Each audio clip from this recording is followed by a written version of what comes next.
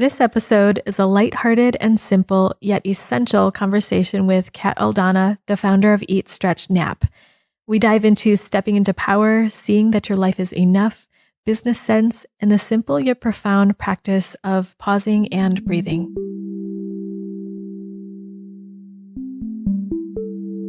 Hello and welcome. You're listening to the Embody Podcast, a show about remembering and embodying your true nature, inner wisdom, embodied healing, and self-love.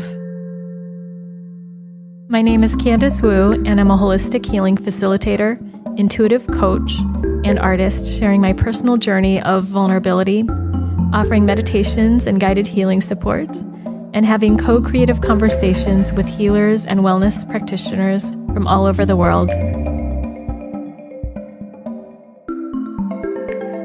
This episode is sponsored by the Soul Body Women's Retreat, which will be held in October 2018 in a private villa in Zion National Park. This retreat is specially designed for a small group of women who would like to go very deep in their healing and their spirituality, as well as in setting forth a life that they would really like to feel authentic in and to be themselves in. If this retreat would interest you or anyone you know, feel free to go to candicewu.com/retreats for this and future retreats. And now let's get started with Cat. I'm happy to introduce a friend and colleague of mine, Cat Aldana, and she has created this brilliant company called Eat, Stretch, Nap because she loves to eat, she loves to stretch, she loves to nap. So simple yet profound, which is how I experience a lot of her teachings. I first met Cat in yoga teacher training, and quite literally, she's just taken her practice and flown with it. She's a master aerial yoga teacher trainer of the nationwide chain Aerial Fitness, and she's a widely sought after corporate wellness consultant and speaker. Her passion for yoga stems from her contagious love for dance, holistic wellness, and personal and professional development, and her fun-loving and energetic personality. Her deep empathy and gentle motivation create an extraordinary atmosphere of calm in all of her classes and inspire her students to trust their inner wisdom and strength. And I've personally experienced that every time I go to Kat's class or some talk that she has just a very lighthearted and fun way to connect with people. So now let's jump into our conversation with Cat. I'm here with Cat Aldana, who is the founder of Eat, Stretch, Nap. And I'm really happy to have her on the show because ever since I met her in our advanced yoga program with Jim Kolkowski, I've just been fascinated by her work, loving seeing what she's putting out there. And it's been fun to learn alongside her.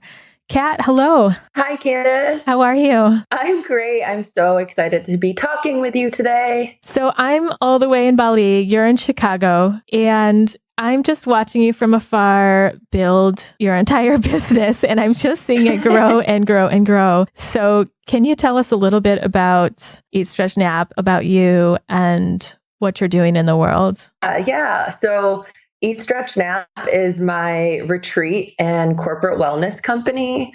Basically, through Eat, Stretch, Nap, I just love helping people relax and just have fun and enjoy life. So that's the service I provide through that company. Maybe some of the stuff you've seen online includes like pictures of my latest retreat to Costa Rica, and I love doing rooftop yoga and meditation classes in Chicago. I feel like in Chicago, the only place you can really get away is like on a roof because then you have like fresh air and like clear skies and the sun on you. So those are the kind of things I offer through Eat, Stretch, Nap, as well as the corporate wellness programming piece, which I mentioned, which basically means just going into office buildings and different companies. I love working with digital marketing agencies and things like that because I'm really fascinated by that space. And going into companies like that and helping them relax, I feel helps them be more creative as well. So I feel like I'm contributing to the world in that way. And Yeah, I started on this path of creating my own company basically when, well, we met, I think we met before we did that teacher training together, maybe just like in classes and yoga with Jim. Right. In my mind, when I was saying it, I was like, wait a minute. Didn't I meet her right before that somehow? Casually, maybe. Yeah. So that's when I started. I started by teaching yoga. Like when I graduated college, I had that, like, I don't know, I just call it that freak out that everyone has where you're like, I don't know what to do with my life. I'm not ready for anything. Like I was such a like overachiever and was totally prepared to enter the corporate world in PR and advertising and easily could have gotten a job in that world, but I was just not ready and felt like I wanted a break or to do something different. And that's when I pursued teaching yoga because I had already had a dance background and was teaching group fitness and dance classes. And I thought yoga would be complementary to that. And little did I know it was like such a deep philosophy and lifestyle that I had no idea I was getting into. So it kind of was perfect. It really fed that lost, confused phase of my life. I'm just so happy I found yoga at that time because it really helped me define who I am and what I want to do. And here I am now with like this company, Stretch Nap, which I feel like really embodies everything I've learned about yoga and that moment of time. Yeah, I hear you talking about with each Stretch Nap.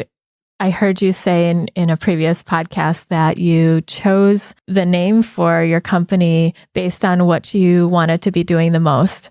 And I think that's so great. It just reminds me of the things that you and I learned with Jim together in yoga. And you can tell me what your thinking was behind it. But what I saw in it was you getting to the essence of what you want to feel and who you want to be and creating a whole business, a whole offering from there and sticking with what's really true to you. What was your intention and thought process behind that?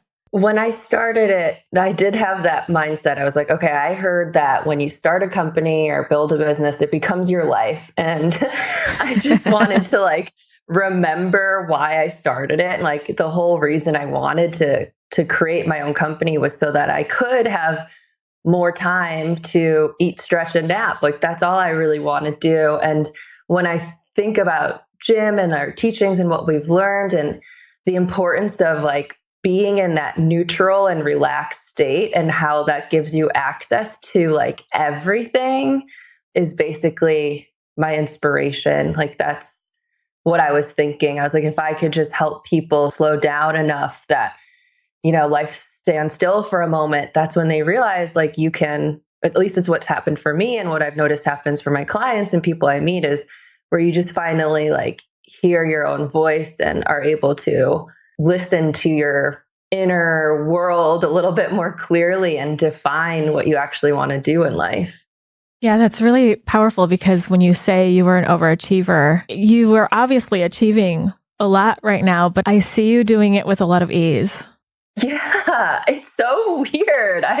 I just don't understand. I feel like I'm doing less ever in my entire life, but like I'm getting so much done. And I don't know how to like prove that to people other than like, I don't know, like follow me around, I guess, put me on a reality TV show and I'll show you like how much I'm like just like hanging out with my cat all day and like actually making money. I don't know. So how do you do that? Like, how are you? I know for me that when I slow down and I get really clear with my desire and my intention and who I want to be with whatever I'm offering in my business, that, and I feel into the purity of that, then everything seems to come. And it's almost like I'm drawing the energy towards me instead of chasing it and doing less instead of trying to do more. But how do you see that? Is that similar to what you experience or what happens for you? I think one of the main differences in terms of like my mindset or how I approach things or think about things is that I've really come to accept and be grateful for the opportunities that I do have already and like the situation I'm in. Like, I know that I'm really lucky in terms of where I live, my being with my husband, being in this apartment that I'm in. Like, I coming from that place of like, okay, like I'm so lucky to have all of these resources and people who like support me and care about me. So now it's just my responsibility to enjoy it. First of all, be grateful for it, and then see what I can do from this like place of love and support. What I'm trying to get at is I think a lot of people, at least I was like this before, like I didn't recognize where I was, and that made me feel like I didn't have enough, or like I couldn't do all the things that I wanted to do because it wasn't fair or something. Does that make any sense? Oh, it makes complete sense, because I experience that sometimes myself. I need the reminder of, wow, look at what I do have, and the people that care about me, and how I get to live, like what I've created already for myself and what people have offered me. It almost feels like when I'm in that space and I really embody it and sink into the enjoying it, it feels like, what else is there that I need right now? Like, it's already here. And then I just have freedom to add on to it, but from that place, instead of thinking or feeling that I don't have enough. So that's just such a really good reminder to me, what you're saying. I think for a long time, like I've felt this shift recently, especially this year, but for a long time, I just felt a lot of like guilt about the privilege I had. And I felt like I had to work so hard. But I was like, I don't have to work that hard because I have a lot of things that are like working out for me already. So I need to like use these opportunities and like lean on people that are already here for me because they're here already. Like, I don't have to like struggle just because I think that that's what it takes. Yeah, isn't that interesting? Like, there's this whole idea about hustle or working really hard and work ethic. And I completely see the value of it. It's such a good tool. And I can relate to what you're saying about not having to work so hard and the guilt. And in my life, I've watched my family, being Chinese American, I've watched my family work so hard for everything. And they did such a good job that it feels like I don't have to work hard like that, like struggle hard, but that I can work from a different place, and I have that privilege. And I just thank my family like all the time, inside of myself and outside. But it feels interesting to not work in the same way. And I'm wondering how for you came to that, or how you worked through the guilt of that privilege, or what comes to you around that.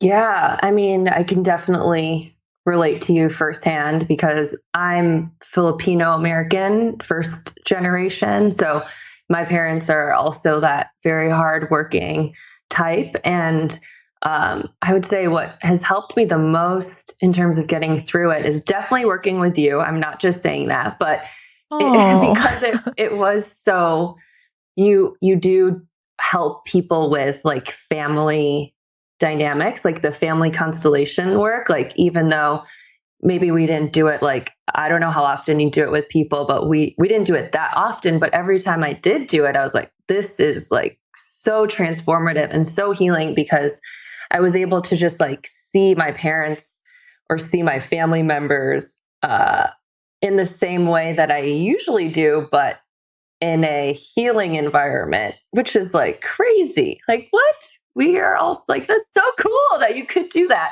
So that has worked. That's so cool. Sure. What was the difference? Like, what do you mean by seeing your family, your parents in a healing environment? Like, what difference did that make for you? The difference it made for me was that it all of a sudden showed me like that it could be healed, or like I could do something about it. That it was all me. Like, I knew that, but doing that practice with you, family constellations work, like made it even more real. It's like, oh yeah, like I can heal this relationship I have with my parents. And the guilt or whatever. And they don't even need to be here because that's how much energy of theirs I carry with me. It's interesting. It's like we're the ones carrying it. It's true. Yes. So that has really, really helped. And then obviously all the learning that I've done about yoga philosophy and just reading about stuff that really helps shift and change your mindset about things. Therapy. I started going to therapy too, which has been awesome. Is there any yoga philosophy at this point, just in your life right now, that you're excited by or having on your mind or heart? I don't know if it's necessarily a yoga philosophy, but just this past weekend, very recently, I did an Akashic Records training, and that has been just so cool. I feel like I uncovered a whole new world. It's all about just like tapping into the present moment. At least that's how I read it. And when you are so tapped in, you're just, everything is available to you. Like you just see everything so much more clearly. I know people say that all the time, but from doing this training, I was like, oh, damn, this is so cool. I never knew that this was available to me. Like I did, but I didn't know it was so, there's like a certain system you could through the Akashic Records that you follow. And it's just so awesome. Really into it right now. I'm so jealous because I wanted to be there with you guys. And I just feel so excited about that practice. And I think how you describe it sounds so simple, yet it does seem like there's a whole world that can open up. Yeah, it actually reminded me a lot of the somatic experiencing work that you've done with me in terms of like, just like feeling into your body. I'm very like kinesthetic. So I feel like that's how I was able to like be very present or like receive information was like through my body. So reading that with a different lens of just like explaining how you feel and what information is like present for you. Like I thought that was really cool. And it reminded me of the work we've done together. You mentioned to me that you are in a big transition right now in your business and you are learning to step into your power and show up bigger. And you are quite big already. And I mean it in the like your presence and your reach and just in your energy. So what are you doing now? Right now, I'm really starting to like step up into like who Cat Aldana is. I have these, various tools that I've learned over time, like yoga, meditation, Ayurveda, all this stuff. And I've been working on a way to package that and help people where I don't actually have to be like physically present, only because this is the whole idea of just like being bigger and like showing up more and being able to reach more people. Like I just think it's so cool and fascinating, like what you're doing, like living remotely and just being able to help people still. I think that's really awesome. So what I've been creating is like an online coaching program. And it's been a lot of like behind the scenes work, like me just like sitting at my kitchen table and putting some things together. And I'm planning on launching it on May 15th. And it'll just big thing. And it's specifically for entrepreneurs and business owners in helping them be more focused, because as someone who is an entrepreneur myself, I like totally get how hard it can be to just stay focused and like be productive. So that's the what I want to help people with the most. Oh, that's great. What's something that helps you when you're feeling unfocused or needing that kind of direction? Yeah, I mean, meditation is, I feel like it's the answer to everything, but that has helped me so much in terms of really being able to focus on one thing. Like something I say all the time is, for an example, when you're doing like a breathing meditation, like you're not focusing on your breath because it's important. You're just focusing on it because you need something to focus on. Like it's just, if you could focus on your breath, like something so boring, you could focus on anything. And so you're really training your mind to do that. And it's so hard because it's so simple, and our minds are so complex and like are capable of so much more. But again, that's why I think it's so powerful, because if you can do something like that for a long period of time, then you can definitely like focus on creating some email campaign and knock it out in like 5 minutes, because it'll be so interesting to you after that. It's like focus Bootcamp with the most boring thing, or what could seem boring. You find out it's like the least boring thing ever, but that takes some time. Yeah, exactly. Well, I find that when I ask people to breathe or notice their breathing, or even just the simplicity of feeling what's in the moment, there's so much there. It's so overwhelming. And that's the challenge of being with one breath. What do you find? When I'm practicing? Yeah, or just when you're working with people as well. Oh, yeah. I mean, you can just see the distraction. Like, it's so clear because there is a lot there. Like, I think when people close their eyes and say that meditation is simple as like watch your inhalations and your exhalations, like all of a sudden everything on their like to-do list comes to mind, or all of a sudden they're itchy, or their foot falls asleep, or, everything just starts to show up. And I think of that like as kind of the same way as say I'm like working on redoing my website or something, and like all of a sudden my phone starts going off. Like I get text message or Instagram notifications. Like I kind of think of that as the same thing. Like, and that's what I use to help my clients. I'm just like, look, your breath is there. It's always there. It's what you're trying to focus on. And all those other notifications and like things will pop up in your body and whatever. And you just have to learn how to refocus. It's so crazy. Hearing that language is so fun. Like, what are the notifications that are coming up? And I just had a conversation with another friend of mine who's a coach, who talks about like your spiritual cell phone and dialing in. And we use all these analogies that are geared towards tech because we are just so ingrained in the tech world in our daily lives now. And whereas some of the lessons we used to, I don't know, we used to as if I'm like so old or something, but talking about nature as that analogy. And I know we still try to bring that back, or I hear people still using that, and it's great, but I'm just kind of laughing at the tech analogies. That's great.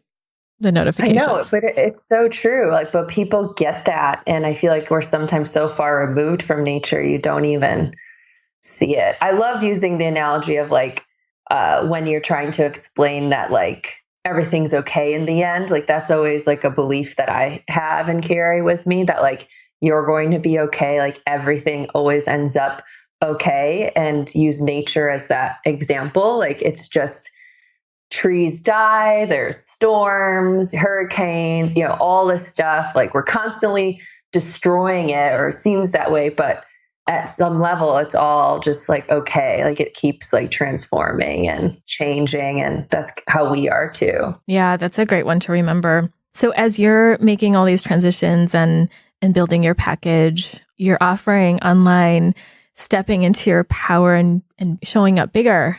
What are the challenges that you're experiencing?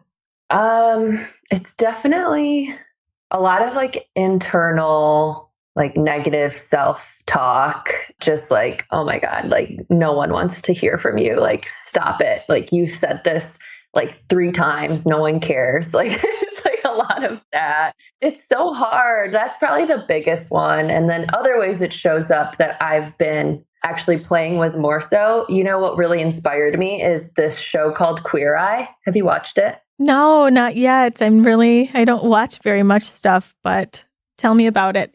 It's on Netflix and I love it. And it's just all about, it's 5 gay guys. They're called the Fab Five. And they go into someone's home. This person gets nominated because their friends think that they dress bad and they have bad taste, or like they just need help in terms of like their appearance and like life. And then these 5 guys come in there and they just like completely transform them from like the outside in, which is so different than the work you and I do. So they like give them a makeover. They change their clothes, they redo their house, like just all this stuff. And then you see them actually feel and look different. And I was like, yes, like the external stuff works too. And I forget that sometimes. So part of my way of like showing up bigger is also just like dressing in the way that I want to appear, or the way that I feel. Like just like last night I wore heels, and I like haven't worn heels in like forever, but I was like, yep, I'm so tall already, and now I'm even taller. Like, look at me. So little stuff like that has definitely helped in terms of like trying to show up bigger. That can really make a difference, right? It just does. Yeah. Setting yourself up into how you want to feel and looking the way you want to look in terms of like how you dress yourself. It can make all the difference. Yeah. And I never think about that stuff, at least until lately, because I'm just so focused inwards all the time. Like always trying to like change things from like the bottom of the ocean, and sometimes it's nice to just like surf. Yeah. I mean, it's all there for us to use. And it seems also about congruency, like reflecting something that's on the inside, but tapping into it from the outside so you can feel that connection. Yeah, right. It feels more cohesive, right? Integrated, like you said. So true. So you have a lot of internal negative self-talk, and you said the one that seems to be the biggest is like nobody will care. Is that right? Or like who's going to listen? Yeah, like nobody cares, or like they're annoyed, like everyone hates you. Like, stop it. It's almost like no matter what person I talk to, whatever they're trying to do and express, especially if they're an entrepreneur or an artist or someone who's sharing something out there, creating, they have that same thing, that same thought. And I have that thought when I'm putting something out there or at different times. And one day I feel great and I'm just whole and very connected. And then those thoughts will come up. It's amazing, right? I know. Yeah. It's crazy how universal it is, but I don't know. How do we fix it? I don't know. I mean, you're right in that some days it's better than others. It just like is kind of amazing to me that so many people feel this way. And how are we still all feeling this way? I don't know. Yeah, I have that same thought. And most of the time we keep it in. Like there's enough shame in the world that nobody wants to really talk about it, especially when it's happening, that we're okay talking about it when it's over. Oh, yeah, absolutely. Talk all day about it. But while it's happening, it's like, nobody talk to me. Don't look at me. I don't know. It's so painful. We can go through that completely alone and not wanting to feel exposed. So yeah, what do you do with it? What do you personally do with it, Kat? It's like an ongoing process, dialogue, conversation. The book, The Untethered Soul, really helped me recognize the voice in my head, and really see that as not me. And I just do my best to remember that that's not really me, and like continue to say or express what I really want to express. It's easier said than done, for sure. There are times where I just like can't help it, and I just don't say what I actually want to say, and then I just feel bad about it, and then it's like this spiral. But I would say most of the time I am able to conquer it by just trying to keep that perspective of like seeing myself think about or say these things about myself that I know aren't true. I just try to do my best to be as like observant as possible. It's not easy. Not easy. Something that I'm thinking about now, one Constellations facilitator that I work with, is that the words that we're saying now are often the words someone that came in the lineage before us, but perhaps unconsciously, because when a story is not told by the person who owns the story, whose story it was, if it was too hard to tell that story, or you just had to survive and move on or go forward or cope in some way, or even move fast because it actually was dangerous or life-threatening, then that story isn't told and it gets passed down. And I've experienced for me, especially with the words, I'm not enough, and I'm going to lose everything that I've gained, these fears that just don't seem like they apply to my life. They did have a place, a context in someone before me, my great grandma, actually. And so I just find it fascinating, all this talk about whose story is it, or what part of you is speaking, and what story are you telling yourself. That story is the clue, usually, on one level of healing work to somebody that didn't get to tell it. That's interesting perspective. Yeah, I've never heard that. That's really cool. I've heard about it in terms of like past lives, which is another perspective, I guess. But to me, it's kind of the same idea of something at a soul level not being able to be expressed. And so it kind of just like stays with you until it's done. Yes. It's like everything just wants completion. Another one I have is I am alone. I don't know if you have that one too, where I just always feel like I have to do things by myself. And I wonder if that's like, if we're talking like lineages, like where that came from in my family or anything like that. I don't know, but it is something that I struggle with too, in terms of being an entrepreneur or anything like that. I do feel it's really lonely. Like I get that stereotype about it. And I've been just like, I feel like I debunked the like work hard aspect of my life, and like that I don't think that's real and I don't have to do that. I also want to like get rid of this thought that I'm like alone in this like pursuit of wanting to fulfill my dream. I've often had that. I feel it less now. At least for me, I connected that also with past life. Like there's this feeling of something of exile, of like having been a healer or shaman or witch of some sort where I had a gift and it wasn't accepted so harshly that I was even wounded for it, like violence. You know, I don't know if these things are true, but they just feel like they live somewhere in me. And the idea that coming out of being isolated and exiled is a totally different experience. And to find that now I don't have to be alone is one of the hardest things, was one of the hardest things. And I can definitely relate to those thoughts, especially being a business owner or entrepreneur or wanting to create something that's totally unique to you.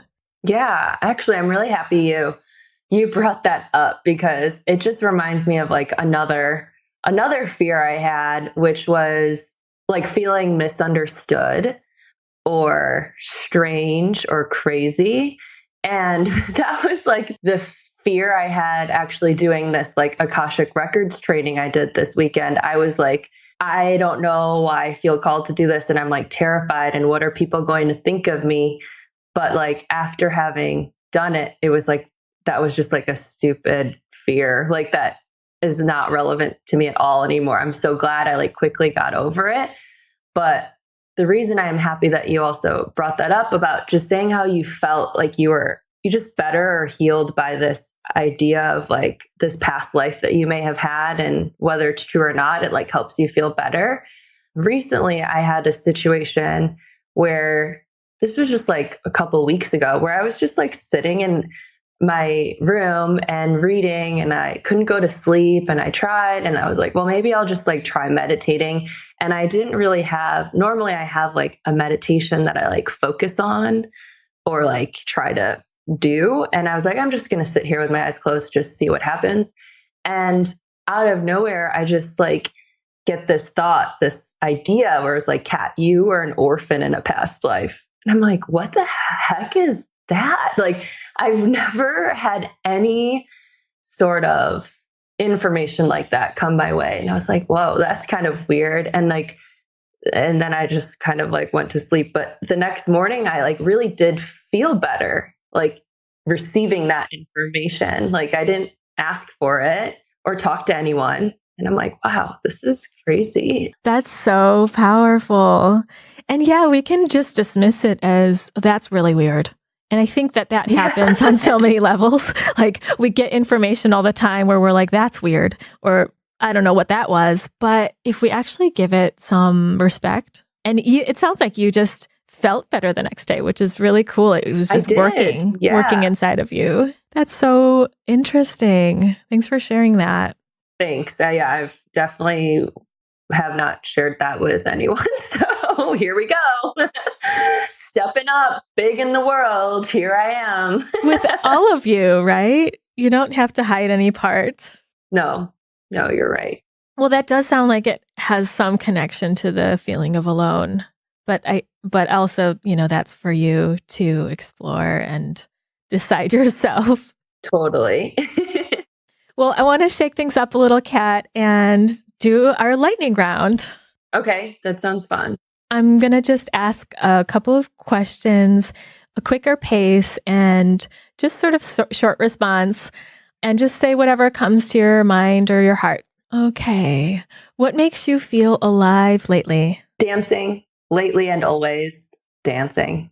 I know you got into ballet, so that makes me happy too. Yes. I didn't know you did ballet when you were younger until I listened to your other podcast. Yeah. When I was like in 8th grade, that was like my first like intro to dancing. And yeah, I love it. That definitely makes me feel the most alive. And do you do ballet now, or is it more just like freestyle? Yeah, more like freestyle. I don't do ballet. I would love to do like a lyrical or like contemporary modern type dance. I love like throwing my body around and just like doing very dramatic, slow movements. I think that's super fun. And you don't really have a lot of opportunity to do that anywhere. Yes. I have some possibly good music for you if you want music to go with that. It's Maksim, Maksim. Okay, I was like, that's like a porno magazine, but okay. That's true. But he mixes electronic music with piano, like classical, and he's really good. And it's dramatic and it's intense. And I just see those motions going with that so well. Cool. Yeah, like a good head roll and like a drag onto the floor. Yeah. Into it. Get into it. Okay. What was your first job?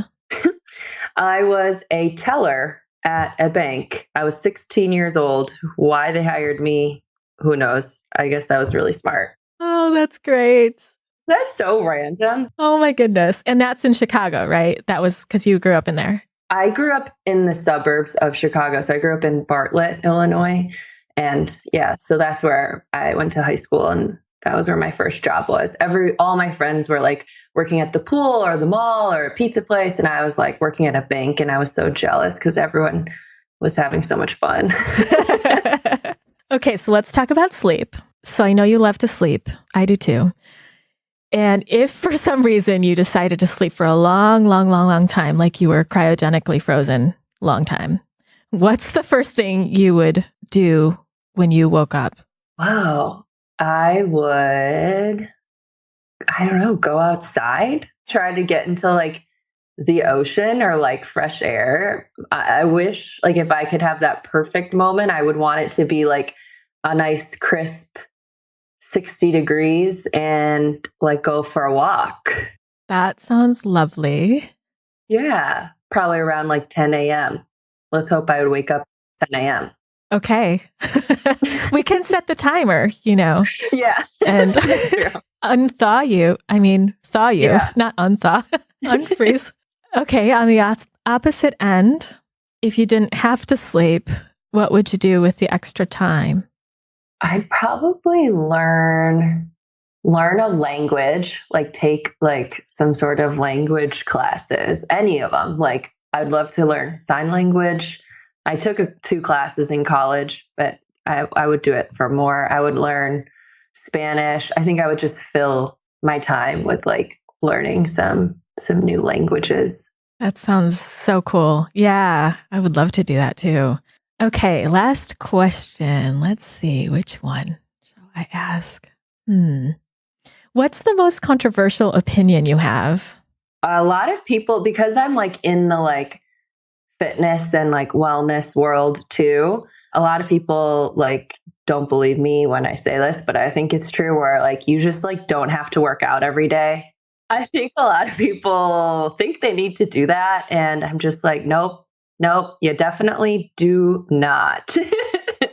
Oh, I'm so with you. But what do you say when people are like, no, you do? I try to, it depends on how much time I have, I guess, but I explain to them how, like, living in Chicago, at least, like, we experience 4 different seasons, and during those seasons you have different levels of energy, and it's like way better and makes so much more sense to like move and act and exercise in accordance to the seasons, or like what is going on in nature. And sometimes it's okay if like you have less energy or are more tired or don't want to go out in the winter. Like, it just makes sense for your body. So like stuff like that, or like in the summer, like totally like run every day if you want to. Like, that's just like, it's Vata, and like that's cool. Like, that's probably what you'll want to do, and to just like actually listen to their bodies instead of following some sort of like schedule that they have. Yes, such a good reminder of how the seasons and how the climate and the world around us, we are of that, and it's important to sync up. Yeah, exactly. That would probably be the short version. I'm like, no, you got to sync up with nature and like move according to that, not like what you put into your planner or calendar that day. It's totally relevant to like what's happening in the world versus like what you think should happen. I just had a tech analogy. Full circle here. I love it. It's like your computer is the motherboard for your iTunes, your playlist. I mean, okay, people have Spotify now, so that's different. But you know, in the days where like iTunes was your motherboard for all of your music, and then you would sync your phone to it, or you'd sync your MP3 player to it. So like sync up to the larger like world that you're in. Yeah. Love that. Too bad no one's going to get that soon. That analogy is just like not going to mean anything real soon. Yeah. They're like, no, that has no basis. I just use Spotify is everywhere. Oh, Cat, this is so fun. Thank you so much for playing with this part of it and for sharing everything you have. Is there anything else you want to share today? Anything you'd like to offer our audience? I know we didn't talk about that in the beginning. Oh, yeah. It should be launching soon. Depends on, I guess, when this airs, but cataldana.com will be launching soon. And on there is a masterclass that I made that is specifically for business owners and entrepreneurs to help them be more focused. I mean, you could watch it if you're not one either, but that's who I made it for specifically. So love for everyone to check that out. I think it'll be really, really helpful. And then the other thing I would love to offer your listeners, your tribe, your community is $200 off my retreat coming up.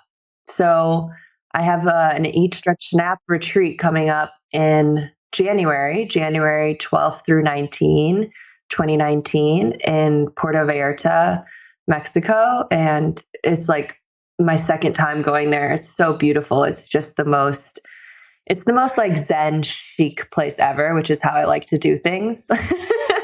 And I think people will really enjoy it. So yeah, if anyone from the Embody podcast community wants to come, they can just send me an email and I'll know that they heard about it through you and we could go that way. That's awesome. Thank you so much. And where can people find you? So cataldana.com will be out.